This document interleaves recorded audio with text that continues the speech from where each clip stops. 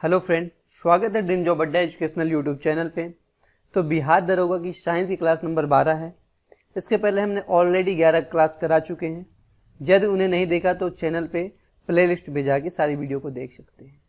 यदि आपने पहली क्लास ही देख रहे हैं तो आपको बता दें कि साइंस की 20 क्वेश्चन की मोस्ट इंपॉर्टेंट क्वेश्चन जो बार बार एग्जाम में रिपीट होते हैं उनकी सीरीज लेके आए हैं। अभी तक 12 क्लास हो चुकी हैं। पर क्लास में 20 क्वेश्चन का है और नेक्स्ट क्लास में 25 क्वेश्चन का टारगेट ले रहे हैं। यानी कि 13वीं क्लास जो आपकी आएगी उसमें 25 क्वेश्चन, थोड़ा बायो के क्वेश्चन को बढ़ाने की कोशिश करेंगे कि बायोलॉजी के लगभग आपके 10 क्वेश्चन कवर हो जाए पर वीडियो में। तो चलिए स्टार्ट। यदि आपको वीडियो पसंद आए तो चैनल को सब्सक्राइब कीजिएगा, वीडियो को लाइक और अपने फ्रेंडों में शेयर कीजिए। आप फ्रेंडों में शेयर नहीं करते तो आप उसको भी शेयर कीजिए। चलिए स्टार्ट करते हैं। देखिए पहला क्वेश्चन है आपका कि रात्रि दृष्टि यंत्र में किस प्रकार की तरंगों का इस्तेमाल किया जाता है। तो रात्रि के जो देखने के यंत्र होते हैं उसमें तरंगों के बारे में पूछ रहा है, तो किस प्रकार की तरंगों का इस्तेमाल किया जाता है। तो उसमें आपका इंफ्रारेड तरंगों का इस्तेमाल किया जाता है। इंफ्रारेड तरंगों का इस्तेमाल किया जाता है। ठीक है, इंफ्रारेड तरंग की खोज किसने की थी, ये भी एग्जाम में आ जाता है। तो इसकी खोज हर्शल ने की थी। इसकी खोज हर्शल ने की थी और कब की थी ये भी में भी आ जाए, उसको लिख लीजिए।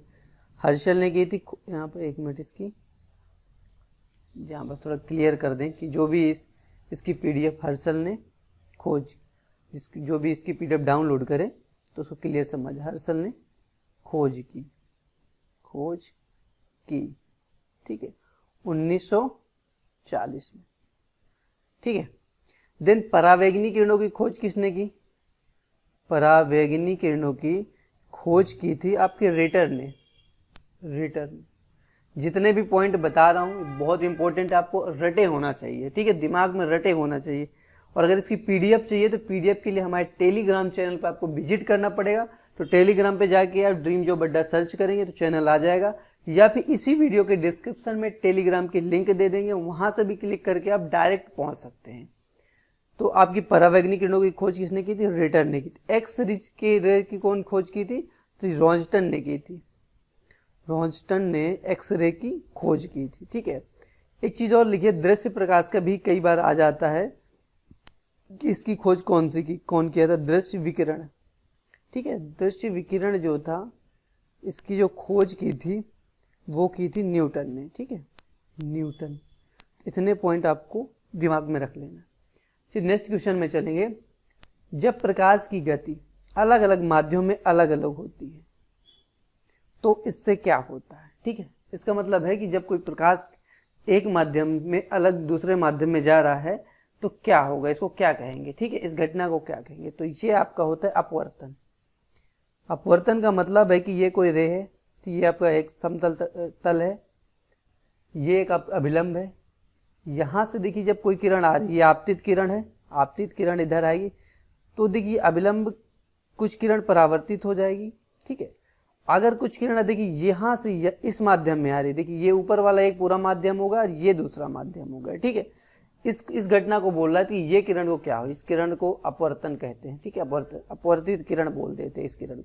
अगर जो किरण इसी माध्यम में चली जाती है उसको परावर्तित, सेम माध्यम में जाएगी, वो परावर्तित किरण कहलाती है। परावर्तित किरण कहलाएगी जो सेम माध्यम में जाएगी, जो दूसरे माध्यम में आएगी उसको बोलते हैं अपवर्तित किरण। ठीक है, तो अगर इसकी डिफिनीशन भी लिखना चाहे तो लिख सकते हैं कि जब प्रकाश को, ठीक है, यहाँ पर एक इंपॉर्टेंट पॉइंट लिख लीजिए, काफी बार एग्जाम में पूछा गया है कि जब प्रकाश की किरण, ठीक है, जब प्रकाश की किरण ठीक है, जब प्रकाश की किरण आपके विरल माध्यम, यहाँ पर विरल माध्यम का मतलब समझ रहे हैं ना आप लोग। एक मिनट थोड़ा सा इसे क्लियर कर दूं। कि जब प्रकाश की किरण विरल का मतलब हो जाएगा माध्यम हवा, जैसे कोई हवा हो गई। ठीक है, से सघन माध्यम, यहाँ पे सब ब्रैकेट में लिख लीजिए। सघन माध्यम का मतलब जैसे हो गया आपकी पानी। ठीक है, यानी कि वायु से पानी। ठीक है, हवा से वायु या फिर हवा से पानी। ठीक है, जब कोई प्रकाश की किरण विरल माध्यम से सघन माध्यम में प्रवेश करेगी, प्रवेश करती है तो वह किरण अभिलंब की ओर झुक जाती, तो वह किरण अभिलंब की ओर झुक जाती है, अभिलंब की ओर झुक जाती। इसको बहुत ही अच्छे से याद रख लीजिएगा, ठीक है। झुक जाती आता है, एग्जाम में कई बार क्वेश्चन पूछ लेता है कि जब कोई प्रकाश की किरण विरल से सघन माध्यम में जाती तो किस तरफ वो मुड़ती है, अभिलंब की तरफ जाएगी या फिर अभिलंब से दूर हटेगी, 2-3 ऑप्शन दे देगा, ठीक है। और यही इसका उल्टा देखिए, उसका उल्टा भी यहाँ पर जगह नहीं है, आप लिख लीजिए, ठीक है। आपको लिख लेना है, मैं बोले दे रहा हूँ, ठीक है। इसी का अपोजिट जब विरल से सॉरी अभी देखो विरल से सघन में जा रही थी, जब सघन से विरल में जाएगी, ठीक है। जब कोई प्रकाश की किरण सघन माध्यम से विरल माध्यम में जाती है तो वह अभिलंब से दूर हट जाती है। देखिए अभिलंब ये है, जब ये आपका हवा, यहाँ से समझने की कोशिश कीजिएगा कि जब ये देखिए आपका वायु है, हवा है, और नीचे वाला माध्यम जो है आपका पानी है, तो ये किरण जब इधर से आ रही थी, थोड़ा सा रेड कलर में आपको इसको शो कर दूं तब थोड़ा सा इजी हो जाएगा, ठीक है। जब ये किरण आपकी आ रही थी, ठीक है, अब यहाँ से जब ये पानी था, ये आपका सघन माध्यम हो गया, ये विरल है, तो ये क्या करेंगी किरण, ये इधर की ओर झुक जाएगी, ठीक है, इधर की ओर।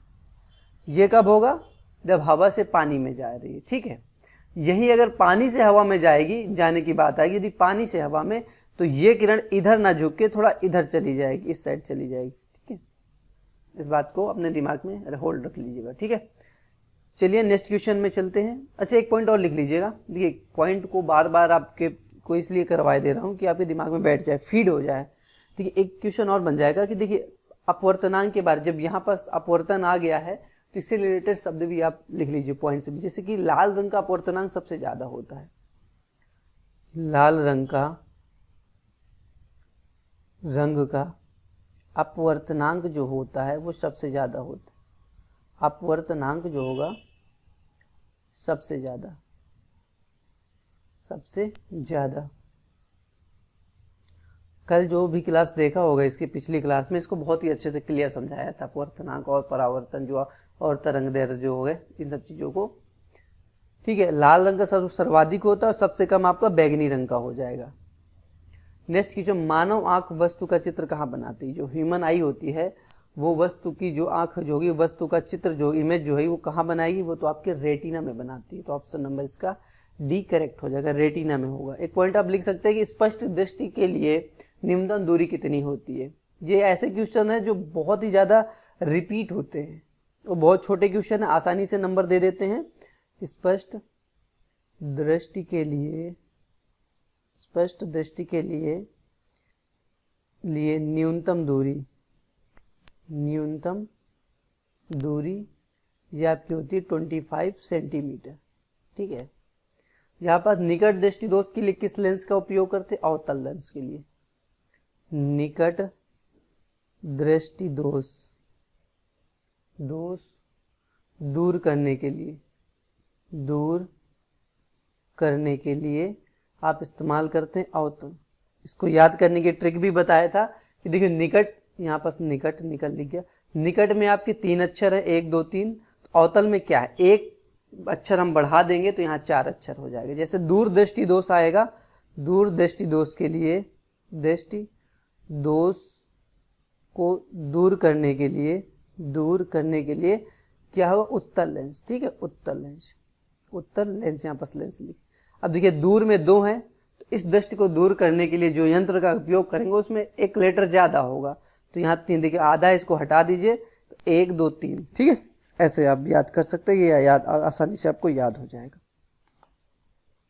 नेक्स्ट, वह नियम जो बल को परिभाषित करता है, यानी कि न्यूटन का कौन सा नियम है जो बल को परिभाषित, तो न्यूटन का प्रथम नियम है वो बल को परिभाषित करता है। न्यूटन का पहला नियम है किसको परिभाषित करता है, बल को परिभाषित करता है। न्यूटन का पहला नियम क्या कहता है कि जो वस्तु जैसी वैसी अवस्था में रहेगी यदि उस पर एक्सटर्नल फोर्स ना लगाया जाए। अगर सिंपल इसकी डिफिनीशन देखी जाए कि जो वस्तु, यदि कोई वस्तु विरामावस्था में है तो विरामावस्था में रहेगी, यदि कोई वस्तु गतिशील है तो गतिशील रहेगी जब तक कि उस पर कोई बाह्य बल आरोपित ना किया जाए। न्यूटन के प्रथम नियम को गैलीलियो नियम या जड़त्व नियम भी कहते हैं, इसको गैलीलियो नियम या जड़त्व नियम भी कहते हैं। गैलीलियो नियम या फिर जड़त्व नियम भी कहते हैं, नियम कहते हैं, या फिर आप लिख लीजिए, याद कर लीजिए, जड़त्व नियम भी कहते हैं। ठीक है, न्यूटन का प्रथम नियम हो गया। अब न्यूटन का दूसरा, देखिए ये न्यूटन का प्रथम नियम क्या करेगा, बल को परिभाषित कर। न्यूटन का दूसरा नियम क्या करता है कि बल के परिमाण को बताता है। न्यूटन का दूसरा नियम बताएगा बल के परिमाण को। और दूसरा नियम कहता क्या है कि किसी वस्तु के संवेग में परिवर्तन की दर उस वस्तु पर आरोपित बल के समानुपाती होती है। किसी वस्तु के संवेग में परिवर्तन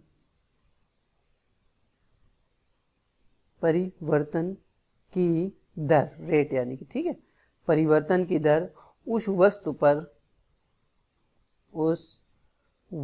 पर आरोपित बल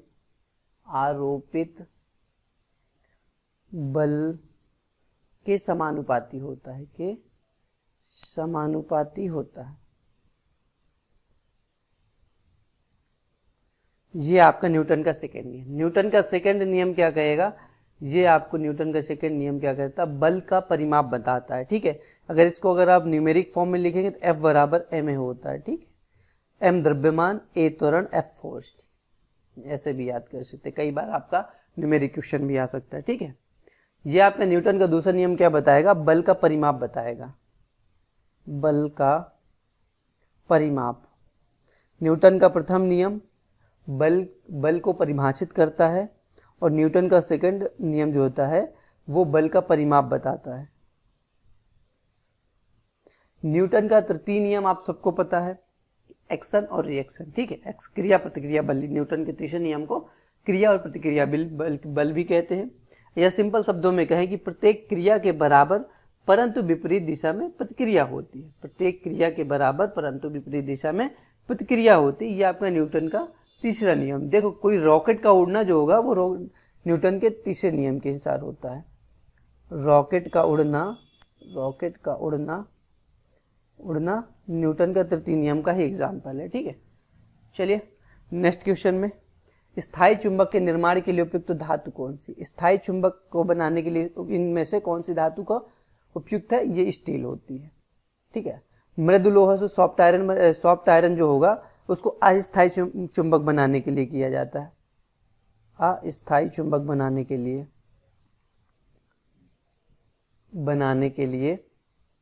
ठीक है, अस्थायी चुंबक बनाने के लिए आपका सॉफ्ट आयरन का इस्तेमाल किया जाता है।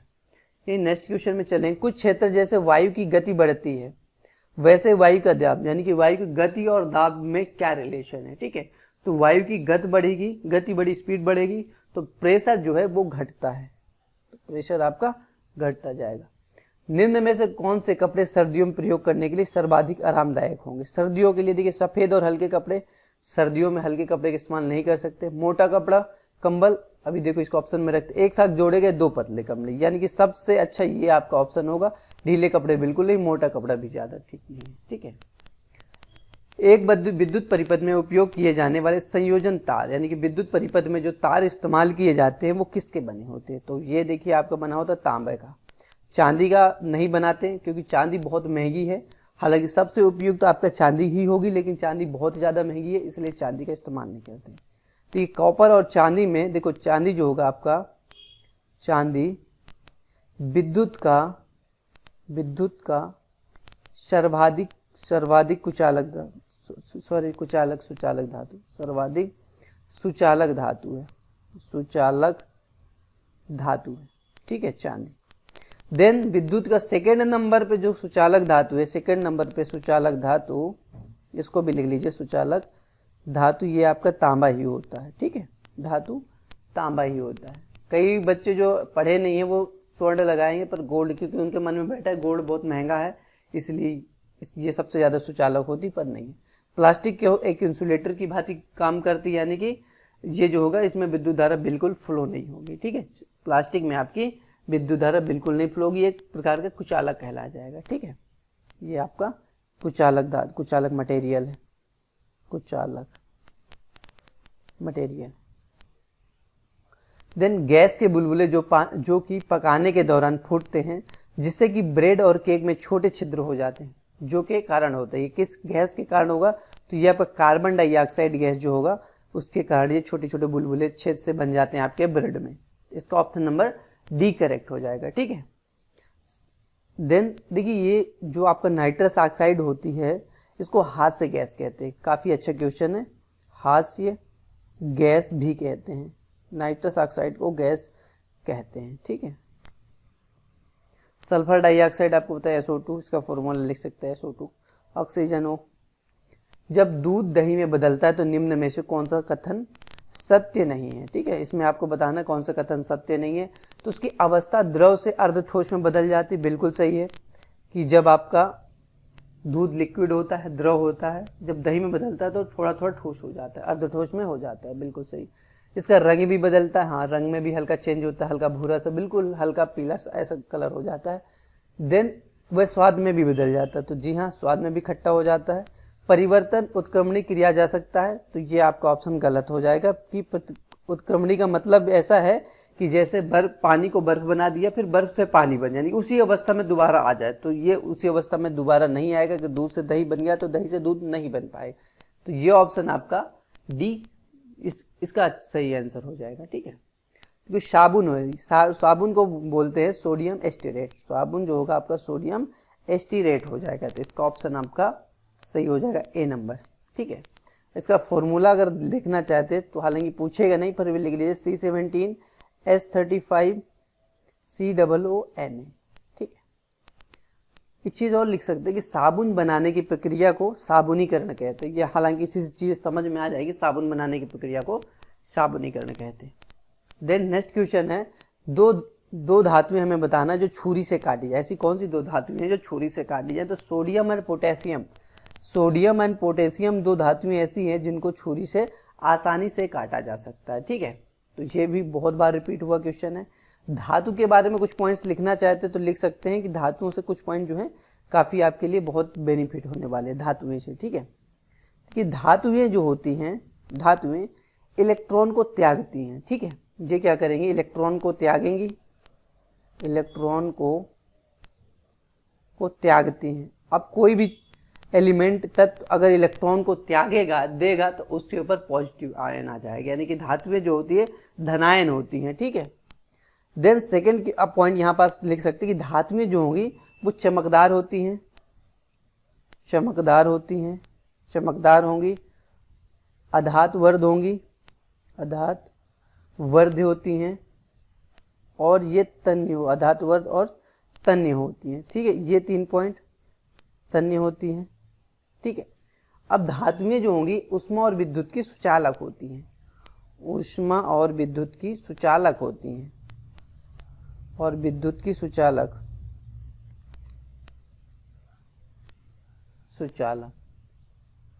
ठीक है।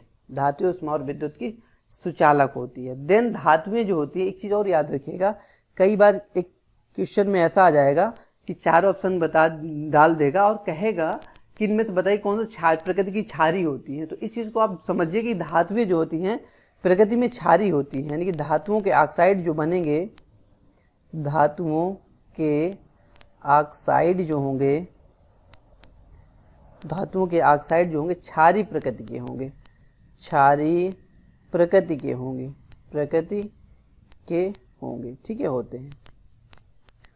अब यहाँ पर 3 पॉइंट और बन रहे हैं, तो इस पॉइंट को याद रखिए क्योंकि ये आपका कई बार कॉमन सेंस भी लगाना पड़ जाता है, क्वेश्चन आपको नहीं याद होता, पर अगर ऐसा क्वेश्चन बन गया कि कौन सा क्षारीय प्रकृति का है, कौन सा अम्लीय प्रकृति का है, और 4 ऑप्शन दिए हैं, तो उसमें आप देख के बता सकते हैं कि आसानी से आप धातु वाला जो ऑक्साइड होगा उसको आसानी से आप एलिमिनेट कर सकते हैं, ठीक है।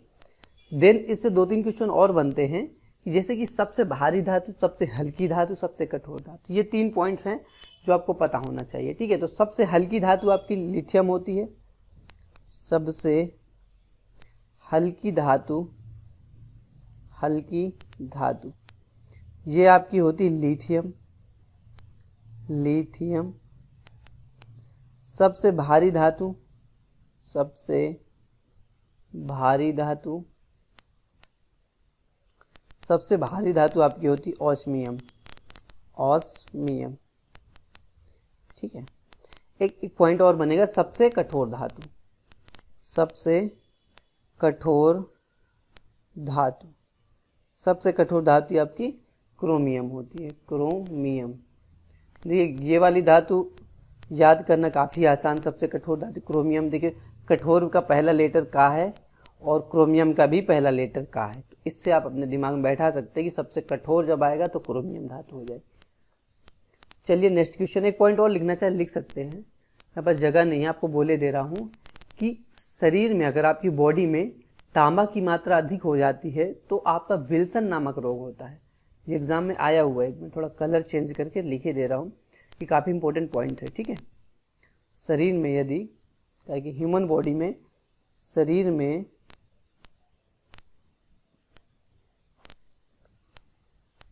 तांबा की मात्रा बढ़ने से, तांबा की मात्रा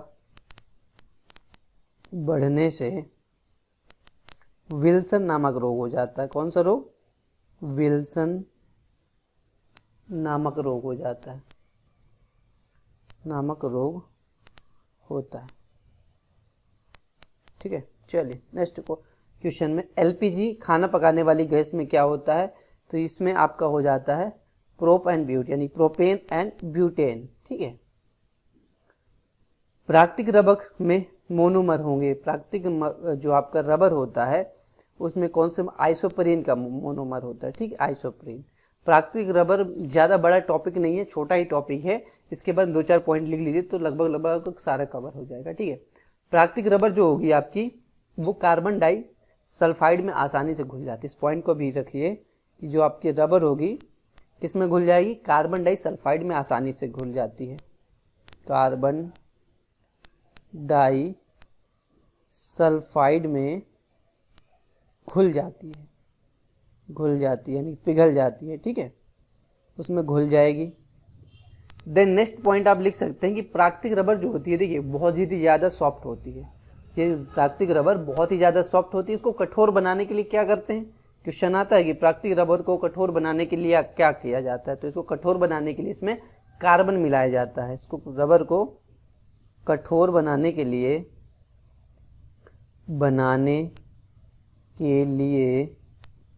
इसमें, यानी प्राकृतिक रबर में इसमें क्या मिलाया जाता है? कार्बन, ठीक है, कार्बन मिलाया जाता है, कार्बन मिलाया जाता है, ठीक है।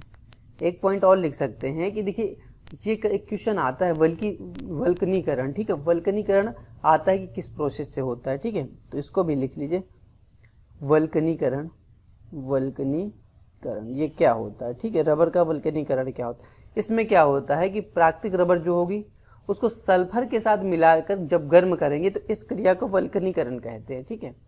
प्राकृतिक रबर को सल्फर के साथ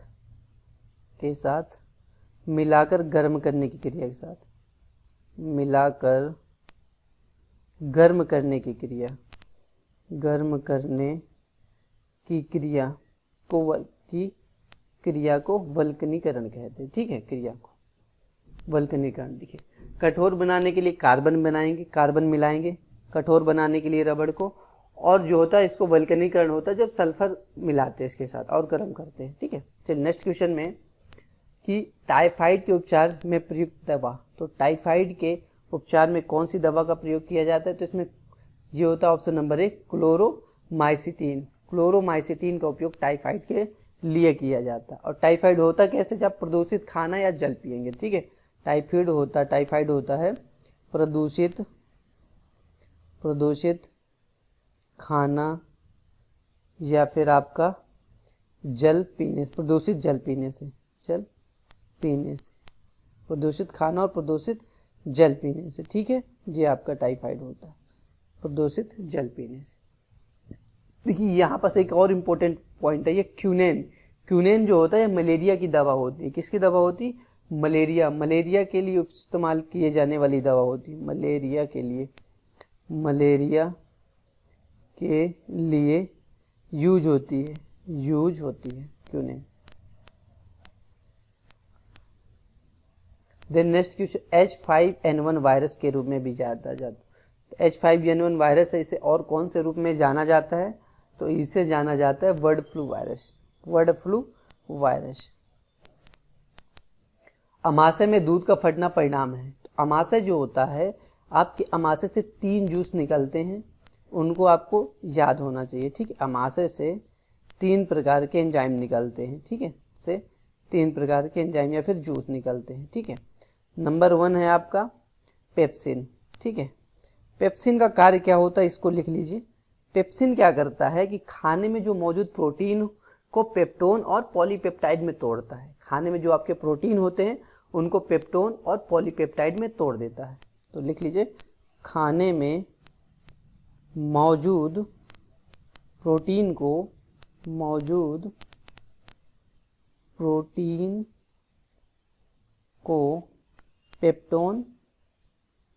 पेप्टोन और पॉलीपेप्टाइड में तोड़ देता है, पॉलीपेप्टाइड में तोड़ देता है, ठीक है। देन सेकेंड नंबर आपका यहाँ से जूस निकलता है रेनिन, ठीक है। रेनिन जूस भी आपका अमाशय से ही निकलता है, ठीक है। रेनिन का काम क्या होता है? तो रेनिन क्या करता है, दुग्ध प्रोटीन को दही में बदलता है। ये क्या करेगा, दुग्ध प्रोटीन को दही में बदलेगा, दही में बदलता है, दुग्ध प्रोटीन को दही में बदलता है। थर्ड आपका जो होता है वो हो जाता है, देखिए पेप्सिन हो गया, रेनिन हो गया, आपका लाइपेज बचा। लाइपेज का कार्य क्या होता है? लाइपेज, इसका काम होता है फैट का अपघटन करना, ठीक है, फैट का अपघटन करना, ये 3 हो गया।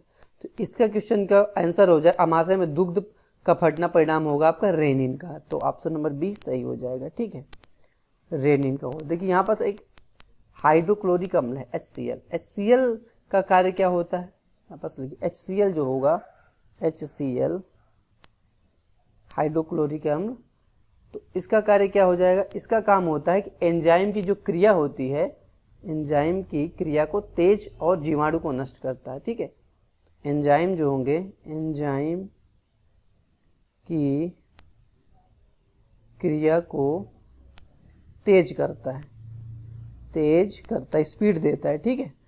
और क्या करता है, और क्या करेगा कि आपके जो बॉडी में जीवाणु जो होंगे उनको नष्ट करेगा, जीवाणु को नष्ट करता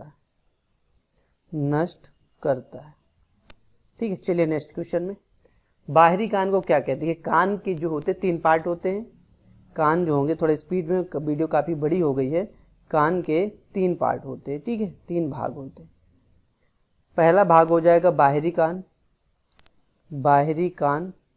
कि बाहरी कान जो होगा उसका कार्य क्या होता है? तो बाहरी कान में क्या होगा, पिन्ना और कर्ण नलिका होती है। बाहरी कान में पिन्ना और कर्ण नलिका होती है, नलिका होती है, ठीक है। तो इसका आंसर आपका पिन्ना हो जाए, ऑप्शन नंबर डी। सेकेंड होता है आपका मध्य कान में क्या होगा? तामसिक गुहा, मध्य कान में तामसिक गुहा होती है, ठीक है। स्पीड पे थोड़ा कर रहे हैं। और थर्ड नंबर होगा आंतरिक कान। इंपॉर्टेंट आपका बाहरी कान से ही क्वेश्चन आते हैं, पिन्ना वाला जो क्वेश्चन है वैसा ही आता है। तो आंतरिक कान में कान होगा, 3 पार्ट हो गए, ठीक है। चलिए नेक्स्ट क्वेश्चन, निम्न में से एवीज वर्ग के अंतर्गत समूहित नहीं किया गया है, यानी कि किसको आपको एवीज वर्ग में नहीं है, पक्षी वर्ग में नहीं है, तो ये चमगादड़ जो आता है मैमल्स में आता है, चमगादड़ जो होगा आपका मैमल्स में आ जाएगा।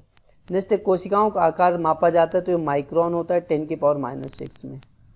देखिए हमारे शरीर में ग्लूकोज के किस रूप में मौजूद होता है? तो हमारे शरीर में ग्लूकोज जो होता है वो आपका ग्लाइकोजन के रूप में वो होता है, स्टोर होता है, ठीक है। देखिए यहाँ पर 2-4-3 पॉइंट और है, तो थोड़ा जल्दी स्पीड में बता देता है कि वसा, देखिए वसा आप खुद लिख लीजिए।